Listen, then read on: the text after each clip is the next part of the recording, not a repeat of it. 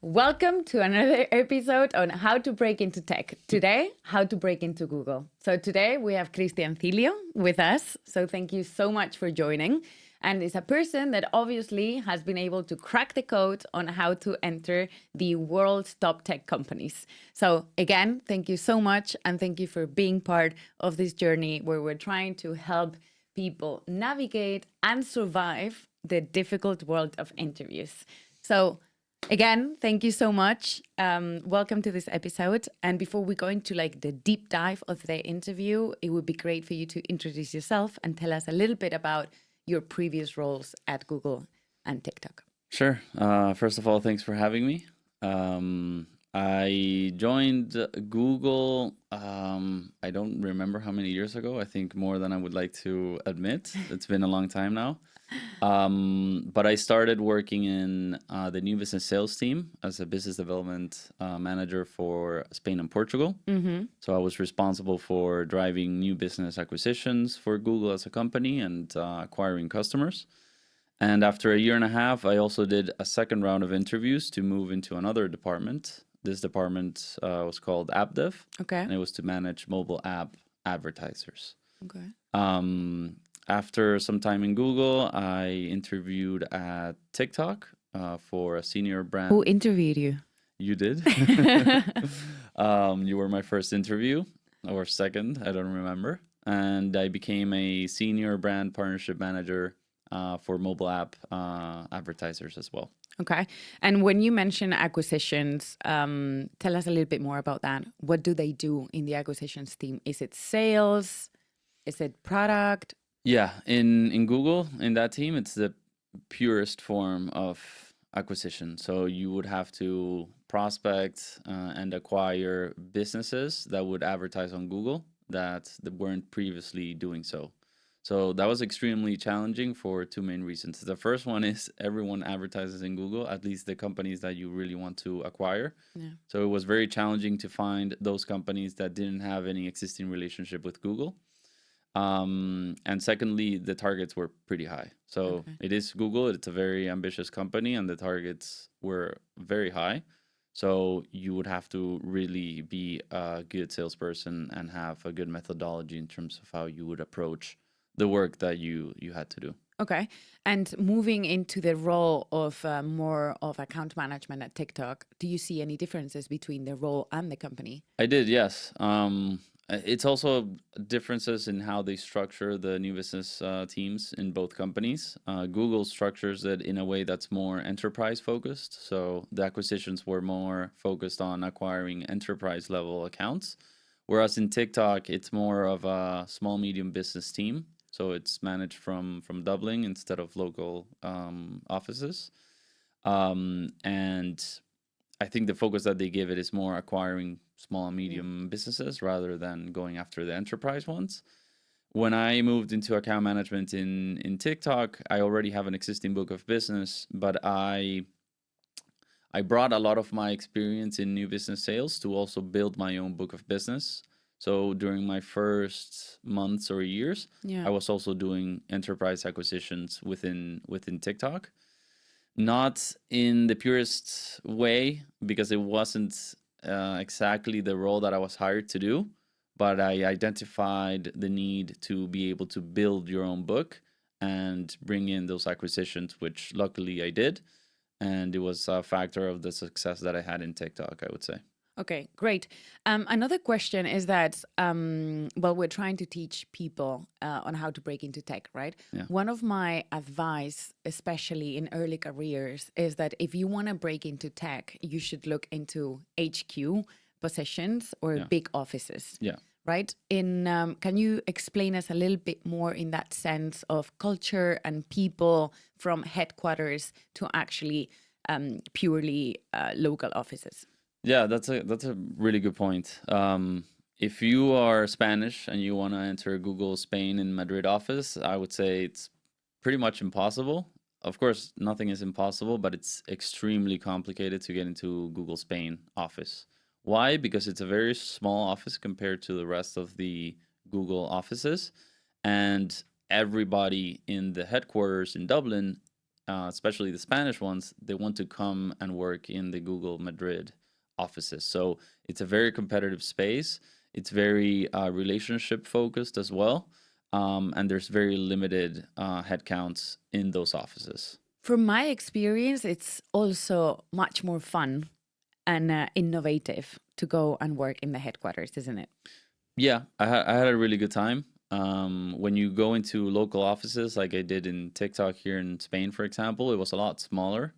Of course, you were in a city that you liked more, at least in my case. But during my time in the HQ in Dublin, you get to meet a lot of people. You get to know a lot of departments. You get to work with people from all over the world. And there's a lot of opportunities for you to grow into other roles that could be a better fit for you. And you get to live the proper experience. Like, I was in the internship movie working at Google Dublin. So that's absolutely right. And it was a lot easier to get in as well. Yeah, exactly. Thank you so much for that. We're going to move into what is the hiring process. So tell us a little bit more about, how you lived the hiring process at Google. Personally, when I was interviewing for Google, it was pretty long, I gotta say. The hardest part, of course, is just getting your foot in the door. Yeah. Getting that initial interview for me was the most challenging thing that I had to do. I was lucky enough to have a friend that was working in Google and that referred me. And that's a very good point. Very good point, the one that you raised. How important are referrals at Google? I would say they're essential. Fundamental, yeah. Fundamental. Actually, when you join Google, they put some statistics during your onboarding process about how many people apply to Google and how many people actually get in. And the percentage is very, very I think last time I read about that percentage, it was below 0.5%. That's right, yeah. But they also showed the same statistic with the percentage of people that were hired coming from a referral. So they do prioritize referrals over standard applications from the website. And if I were to apply into a position in Google or a tech company, the first thing that I would do is try to get someone from the inside to give me an internal referral, because that you boost your chances by a lot. Exactly. So, I mean, you need to get a referral. Get a referral. Number one. Get a referral, yeah. Tell us a little bit more. How many steps did you face? So the first step was, getting that initial interview, which came from a referral. With HR. With HR, yeah. So the first one is the recruiter. So tech companies typically have full teams that their role is to acquire employees for different divisions or departments within the company. They also have certain experiences when it comes to understanding what the role is about. So they have a good eye in terms of the right profiles for these roles that they're recruiting for. That first call is more a screening call, just for that recruiter to get to know you, get to know your skills, get to know if you're going to be a good fit, and if it makes sense or not to enter you into the interview process. Once the call goes well and the recruiter deems you fit to be eligible for interviewing or entering the process, the interview process starts. And my own process was, I had a first initial call with someone that was working on that team already, the team that I was interviewing for. And this is typically a person that already does the job that you're going to be potentially hired to do. So it could be like roles and responsibilities interview where they go a little bit more technical. Yeah, they just want to know if you're going to be capable of doing the ins and outs of the daily tasks that you're going to have to do in that role, that you're going to be a good fit, that you understand well what the role is about, and that you have an experience that can be translated into what this role will really look for. So it's more about a fit around whether you have the right experience and skill set to be able to do this job and whether you're going to be a good fit or not. Great. Yeah. Okay. Following that initial interview, if you pass, then you go into the final stages of interview, which at that time they were in person. So Google flew me from Barcelona, where I was living at the time, to Dublin. They paid for everything, which at the time felt super exciting, and I felt like an important person. And then the fun starts because it's a very tough day with like 3 to 4 Yeah, interviews, like exactly. one after the other. So I had 3 interviews in person, in location in Dublin. I spent the night in a hotel that Google paid for, so that was pretty exciting. And then I had 3 interviews.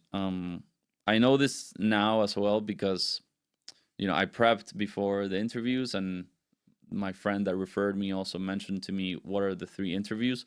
Also, the recruiter kind of tells you what the interviews are going to be about, but How important, sorry to interrupt, because yeah, this is something that I try to explain to everybody. Um, Google's interview is about 100% preparation. yeah, But that preparation also comes from, having being lucky enough to have someone inside that is going to explain you the process. Otherwise, you feel like very lonely. So yeah, you had the chance to understand how Google processes are going to be and the type of questions that you were going to get. yeah, Okay. So yeah.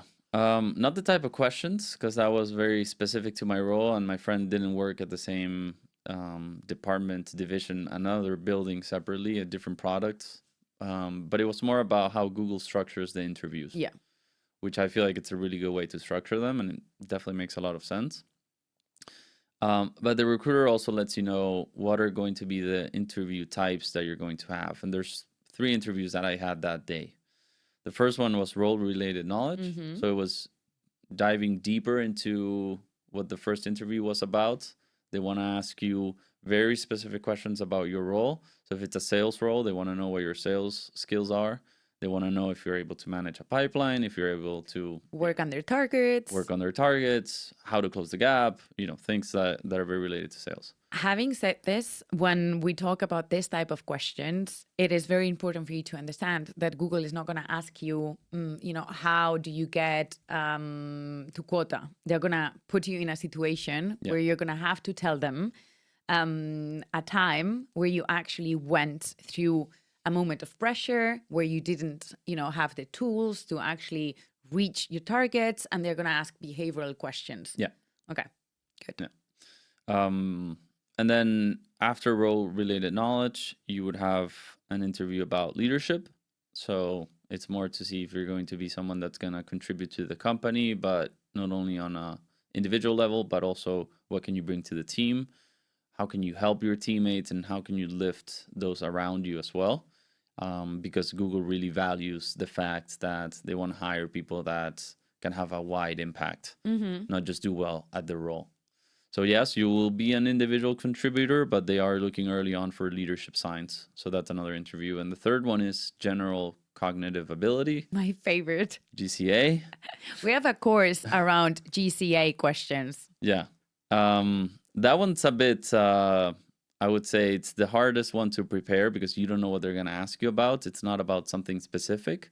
They just want to know if you're going to be a smart person, if you're your quick. logical journey makes or doesn't make any sense. Exactly. And Yeah. something that I get a lot when I teach the nails methodology is that people get this like very complex question about, design a proposal on how to build a customer support team in India. Yeah. And then the first thing that comes to your mind is, I don't know anything about India. I don't know anything about customer support. I don't know anything about, electric vehicles. So how do I answer this? Yeah. And the answer is in the journey, asking questions to the interviewer to come up with a logical answer. Yeah, exactly. They want to see how you're able to organize your ideas and a reply of something that you may not even know about, but they want to see what your thought process looks like, and they want to see that in action. So Exactly. the example that you gave, they don't want to know exactly how to do it or how much it's going to cost. Of course, you didn't prepare for that.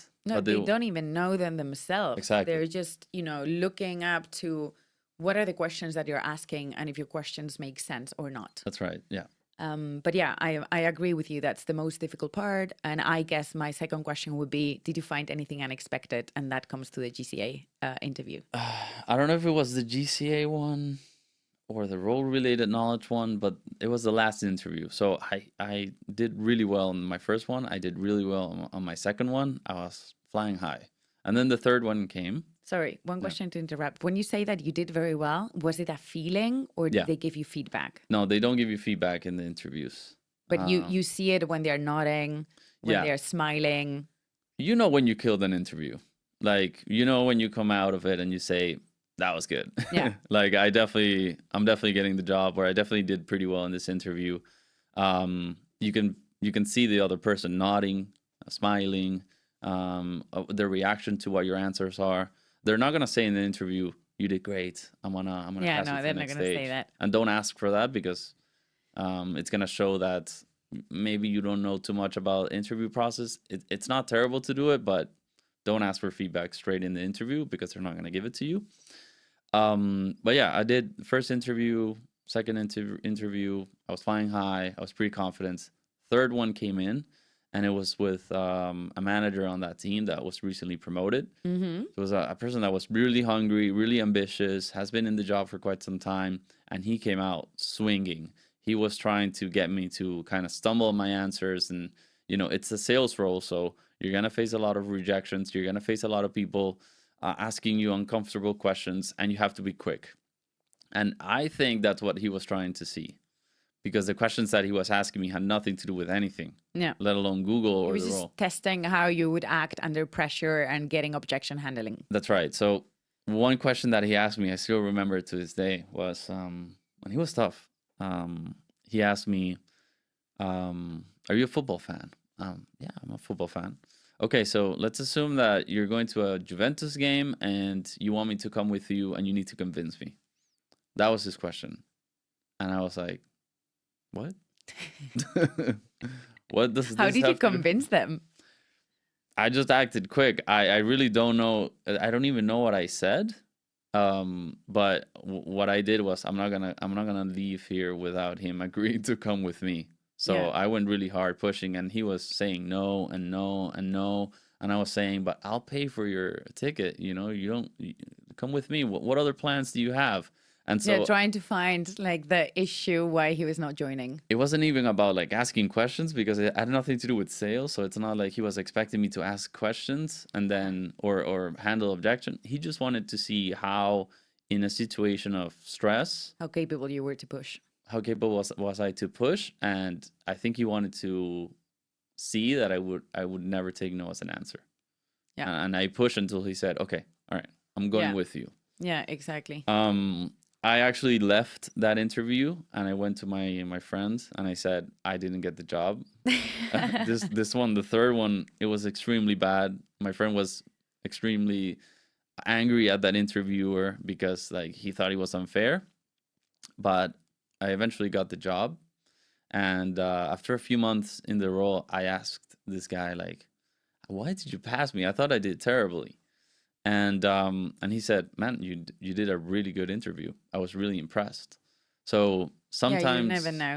you Yeah. never know. Sometimes feelings, Yeah. are right. The same sometimes they're happened not. with Gustavo Okay. at TikTok. Okay. When he entered, he came to speak to me and he actually told me like, man, I told my girlfriend like I'm never gonna get in. Yeah. And when I finished the interview, I looked at Angel and I told him, I was like, he did great, pass him. Yeah. So it has it has nothing to do. Don't fall into the trap of people not smiling. Not being. There are different people, different personalities, different cultures, Yeah. and each one of the interviewer is going to have a different approach towards your performance in the interview. So don't get stressed by that if that person is not smiling. That's a good advice. Yeah. Okay, amazing. So, what advice would you give someone that is about to go through that same process? I would say preparation. But when I got invited to interview, I literally went to a library and I didn't come out of it after 2 weeks. Yeah, I remember when I studied for Google interview, I was finishing my MBA, and I don't remember studying a subject during the MBA as hard as I studied to enter Google. Yeah. For me, it was the opportunity of a lifetime. I was working in a small SaaS B2B company. I was getting paid Like, for me, it was the opportunity of a lifetime, and I was really hungry as well, and I really wanted to get the role because I knew it had the opportunity to change my life, and I took it seriously. So I didn't take it for granted. Okay. In big companies like that, you can't really take it for granted that you're interviewing for it. So prepare as if your life depended on it, and that's exactly what I did. And it's also details as well that I think can really make or break whether you're gonna get into a company like Google or not. It's details like, do you know what the stock price of Google is doing at the moment? Do you know if it went up, down? If it went up dramatically, why? And like bringing this up in an interview, I think is very impactful because the person says like, okay, wow, this person went above and beyond what they needed to prepare, and they're really looking at other things that are really interesting to talk about, and that shows There's like that a much more like vision about the definitely, company. We definitely, have a course at Gogoteki that it's called Attitude, okay, which is part of the methodology Nailed, but it's basically not attitude as, be polite, be punctual, attitude on preparation, what it means, and what it means being committed to the role. okay, And all these questions that you mentioned is exactly what we teach our students, right? You need to know about the company, about the industry, about the competitors, about the stocks, yeah, about the CEO, yeah, about the culture, yeah. everything. And that is how you show commitment, right?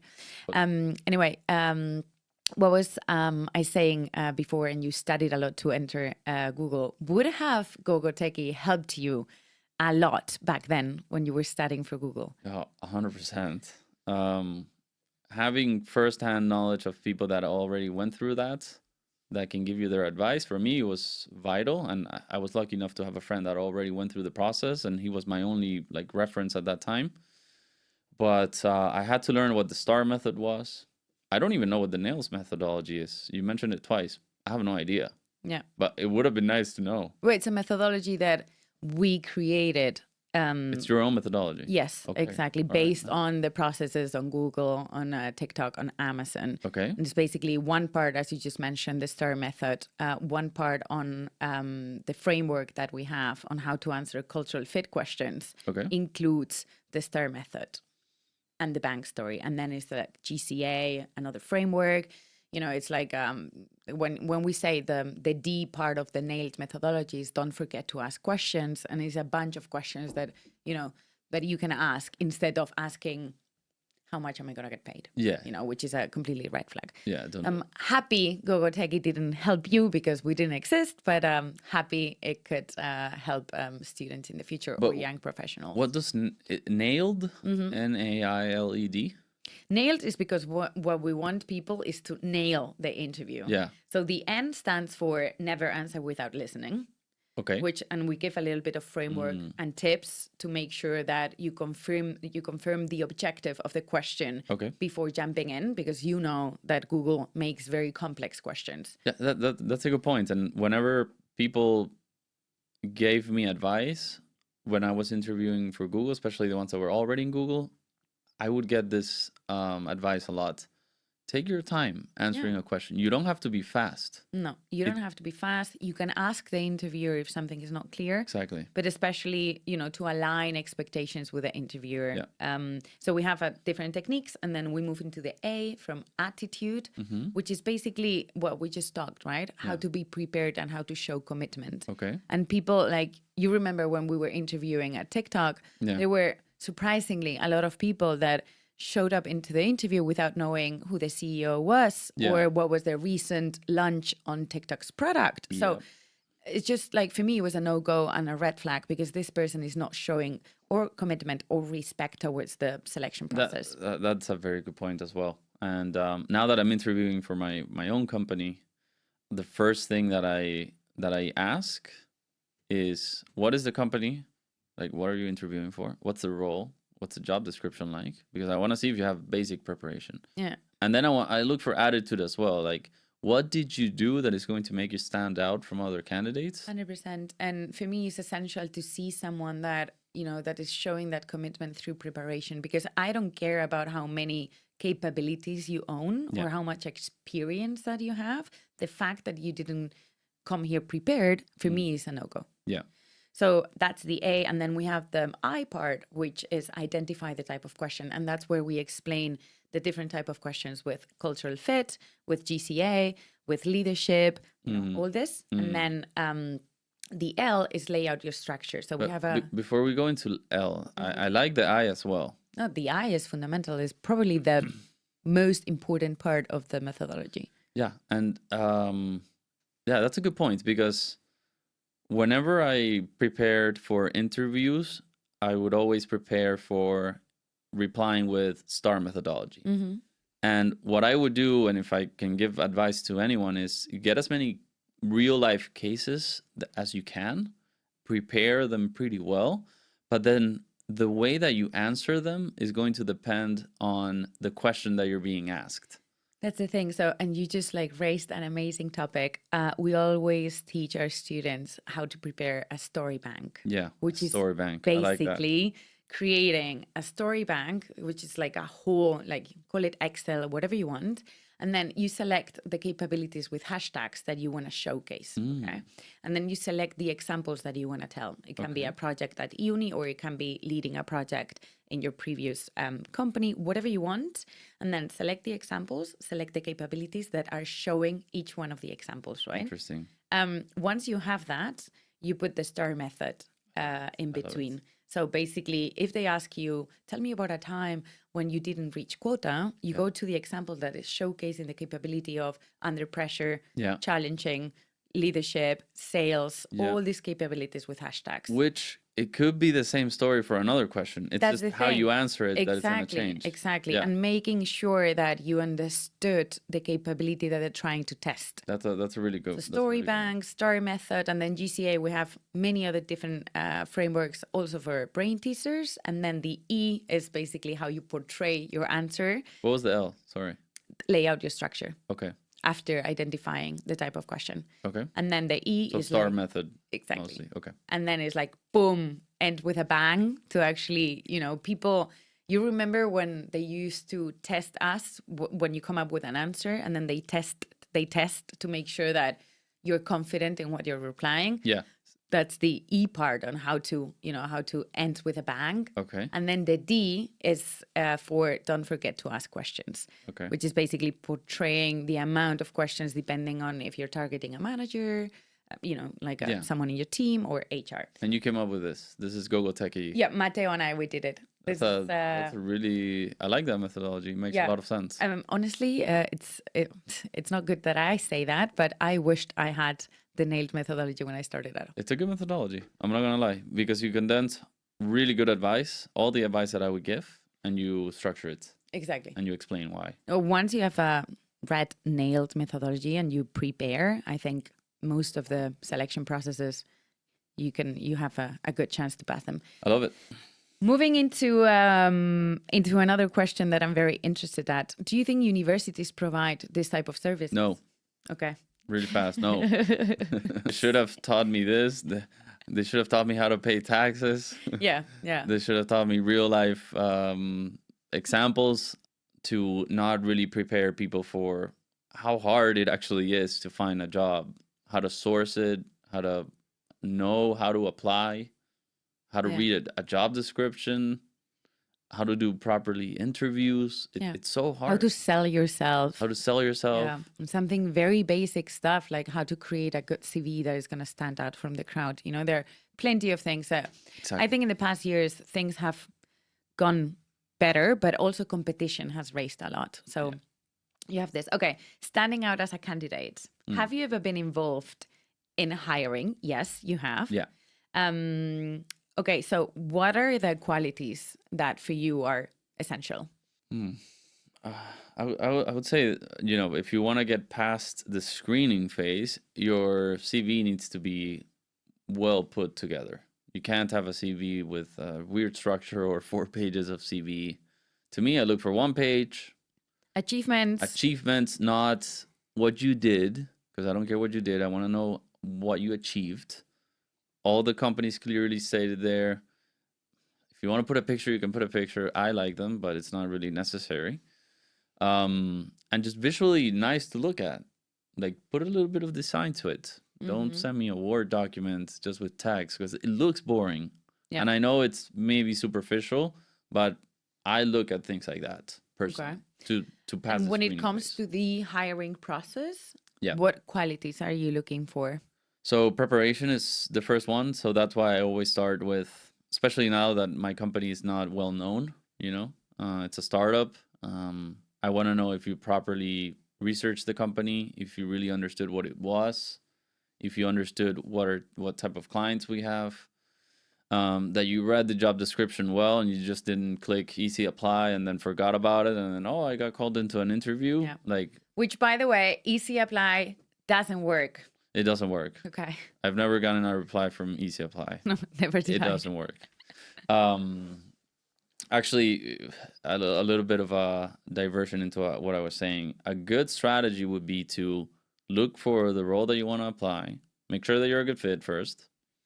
Go into the company profile, click on the employees, and find the recruiters. Sometimes it's stated there who the recruiter is.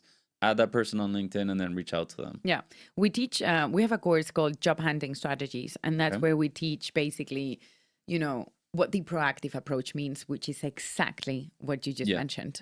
Like be smart in finding the right people. Yeah. And approach them. It's like sales as well. Exactly. Yeah. So and if it's not the recruiter, then see if you can find someone that you have a friend in common with.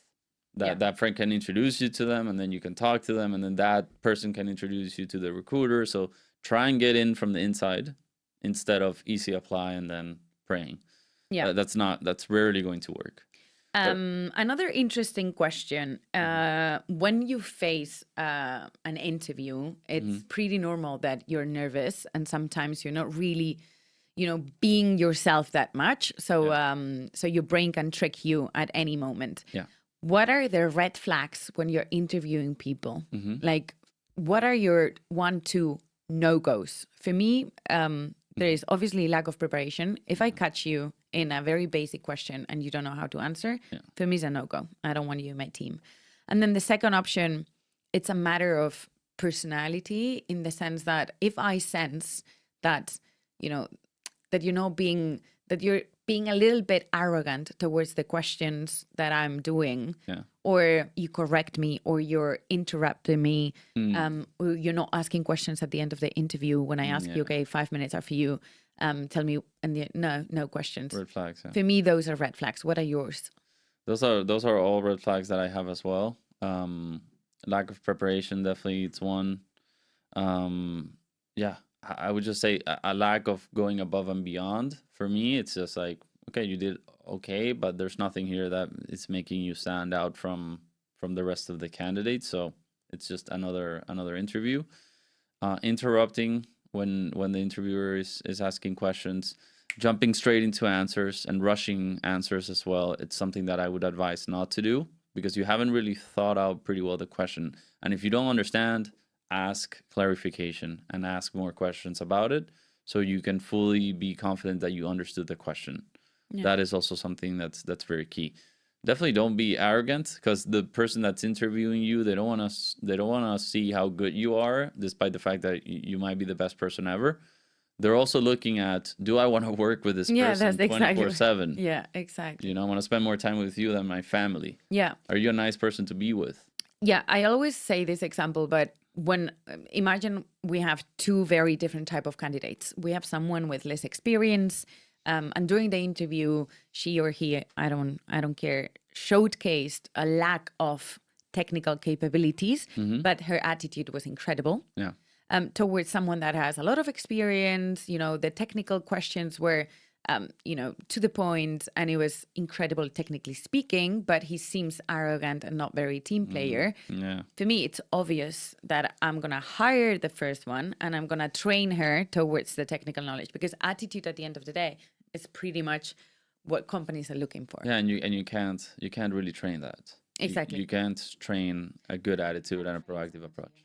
Okay, so when you got inside Google or TikTok, what does surprise you the most?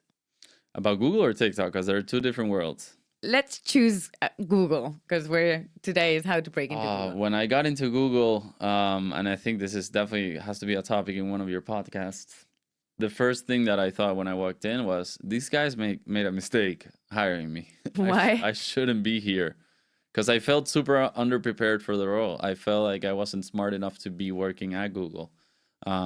Everyone that I talked to, they just seemed to be just on another level, and I didn't believe that I had the right intelligence or skill set to be there. So I definitely had imposter syndrome on a But big, that's a big way. sign of being smart, having it sometimes. I didn't know at the time, and they also teach you that when you join Google. So that was a bit comforting, saying that, okay, look, a lot of people go through this. Like, I'm feeling it now. They know it. There's a definition for it. Imposter syndrome is real. It's yeah, that's what I thought as soon as I walked into Google. Like, I don't know if I'm gonna last a month here because I don't know if I'm on that level. And yeah, it definitely puts you on your toes, and yeah, it's very nerve wracking at the beginning. I remember my first team meeting at Google. We had to sit in a round table like this, and everyone had to go and explain why they weren't reaching their targets and what were the companies that they were working with and how much revenue they were gonna make. And I was like, I'm cooked. I'm not gonna last here a month. Like, this is just scary. That's incredible. Because you had to be held accountable in front of your team. Yeah. There's no hiding anywhere. There's a lot of autonomy, and that's great. Yeah. Going back into, I have 3 more questions for you. Yeah. Okay, the one is regarding is it worth it to break into tech? Was it worth it for you? Yes. In my case, it's like 100%. It was Yeah. the best school that you can get. Yeah, it changed my life. I gotta be honest. It changed my life. Do I feel like it should be your first job? Maybe not. Because I also have to be honest. You learn a lot more in a startup than you can learn in a big corporation. Okay. So I learned a lot in Google about team structure, about, how to be a proper corporate person, how to manage teams, sales. I learned a lot, but before Google, I was in a startup and I was working directly with the CEO and I was aware of everything that was happening. And I feel like I learned so much more there than in a big corporation, that if I were to give advice to someone that's just starting, it's not bad to start in a startup because you're going to learn a lot of really valuable skills there. Mm-hmm. And you're going to learn about many different departments, not just a small piece of a very, very big machine that's Google. And I think that it's Jack Ma also said this as well. When you're starting, follow someone to really learn. Follow a CEO if possible and work in a 5-people company. Yeah. Because you're going to be getting experience that you're not going to get anywhere else. Yeah, I agree. If you start from corporate, you're a very small part of a huge machine, and you're just looking at 0.5% of the entire business. And no, 100%. And thank you for raising this point, because there is a huge debate, right, into a lot of people, what they want and what they need at the beginning, unfortunately, is the good stamp, right? Yeah. So between good stamps, I always recommend tech because it's like a good school. Yeah. And then, but it is true that at the end of the day, you end up learning on how corporate world works, and in a specific topic of it, which would be sales and digital marketing in this case. Yeah, and thanks to that, I'm in the position that I'm now as well. Like, I wouldn't be here if I didn't go through Google and TikTok, because I learned a lot about it. And it opens up a lot of global network, a lot of learnings. Network, huge. And then another interesting thing is that, when you see studies about how many hours worked per salary perceived, tech companies are in like the, highest up in terms of how they pay. Can you let us know a little bit how it works? How are the salaries? The fact that it goes through different levels of seniority? Yeah, that's it. Yeah, you go through different levels, so it depends on what level you're hired, the salary ranges that you're going to have. If you're going to be working at Google, most probably you're going to be earning pretty well for the age that you have and the level that you have. And then you can move up the ladder in terms of levels by getting promotions or promoted within this company. It's a process to get promoted. You need to be really doing well. You need to be doing well at your core role. You need to be doing pretty well with your manager, but also you need to be doing what they call visibility projects. Yeah. So people on other areas that may not have a direct involvement with you, they also need to be aware of things that you're doing outside of your scope that is going to give you that X factor of you're going to get promoted. And very important here, because in the course of big corp versus startup, one of the trade-offs, and let's put it this way, red flags that I say about big corps is the huge politics that you face. And one of the things that people need to be prepared, but not also in tech, but big corp in general, is that part of, doing projects only for visibility, which that visibility for me is not always hand in hand with meritocracy. So how did you fight the visibility versus meritocracy? There's a lot of BS involved sometimes in What's corporate. BAs? BS, bullshit. Yeah. No, bullshit, you can say. There's a lot of bullshit sometimes. Yeah. There's a lot of people that get promoted doing projects that have no impact in the business whatsoever. Yeah. But it just looks nice and sexy, and it's a good story to tell on your performance review. Yeah. People, actually, there is a couple of people that survive just with that in big corporations. Yeah. Unfortunately, it is real. There's a lot of visibility projects in these companies. There's no other way around it, to be honest. You got to do them. If they're tied to a business result or real business value, then better. But sometimes that's unfortunately not necessarily the case. Mm-hmm. And you have to learn to play this game if you want to move up the ranks in companies like this. There's a lot of politics. So you really have to have a good relationship with your manager, your skip level. Yeah. People need to know you as a nice person. You go to offsites, you go to events after office. Wait, moving into the other question. And this is, I just have two more for you, okay? Okay. What's your number one tip for job seekers today? I'm going to tell you mine. It can be the same. Okay. But for me, the number one tip for job seekers is that you need to start to build your network way earlier. Yeah. Network could be, I don't know, I don't have the data, but could be, 80% of the reasons why people get into different roles. I would give the same tip for sure. Getting your foot in the door is the hardest part. So if you have someone that can get you inside the process, the rest you can prepare for, but just getting that interview is the hardest part in the whole interview process. And that's really, really a lot easier if it comes from a network. How do you prepare to build? You gotta figure it out, honestly. There's no real answer here. There's no magic wand that's gonna make your network just appear. You gotta work for it, and you gotta be creative in how to build it. But what's not questioned is the fact that you need to build it. Okay. You need to build your network. Yeah. Thank you so much. And my last question would be, what would you wish you knew earlier and how failure shaped you?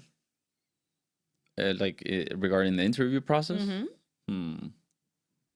That's a really good question. I feel like I'm being interviewed right now. You are. You have been for the past hour. That's true. Failure. What I wish I knew earlier. So I gave this advice recently to someone that was struggling to get an offer, and they were starting to question themselves, and they were thinking, maybe I'm just not good enough. Maybe I don't do interviews well enough. And I got the feedback from when they interviewed, and to be honest, they did pretty well. There are things that they could have improved, but I would have given a job to that person. And sometimes when we don't get offers from roles, we take it on ourselves and we think we're not valuable for that company. But what we don't know is that so many things need to fall into place for you to get that role that you may not be aware of. There's a lot of external factors. There's so many external factors. You need to, the headcount needs to be opened. There mustn't be much people internally trying to get that role, because if it's, they need to be looking for someone right away. They need to be looking for someone with your specific skill sets and profiles. There can be 20 other people that are on a really high level as well, because then that makes it really hard, and 20 people can do it well, and then it's a matter of deciding who. And sometimes it's just based on hunches, not really on anything else. Yeah. And then they need to have the budget allocated into the role in order for everything to come together and you get an offer.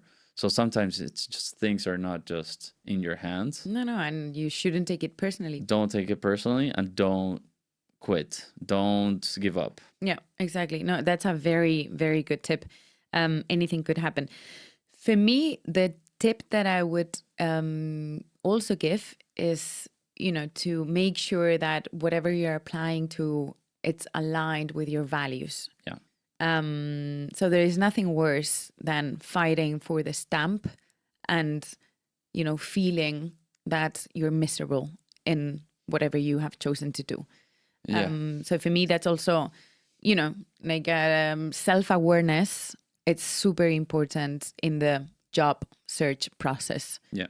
And you gotta, live your life and not someone else's story.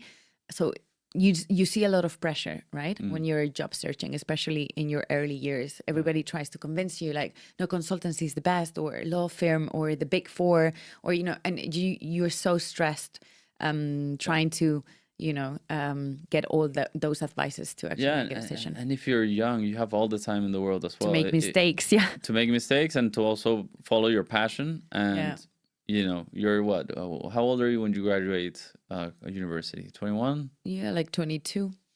You 22 have, max, yeah. You have your whole life in front of you. You can fail and start again and fail again 20 times. Totally. So those first years, as soon as you graduate, is the time to maximize the risk and really go after what you really want to do and try to make. If you want to be a singer, try to be a singer. You have 3, 4, 5, 6, 7, 10 years to try to make it. Yeah. And if you don't make it, you have the opportunity to start from scratch and be able to make it in the corporate world as well. Yeah. Or in the tech world. So you have a lot of time to make mistakes. Definitely, it's all about trying to understand what you're good at. And one of the advices that I give is that once you have sort of found out what you're really good at, stick to that, because it's very difficult to become brilliant in something that you hate doing. True.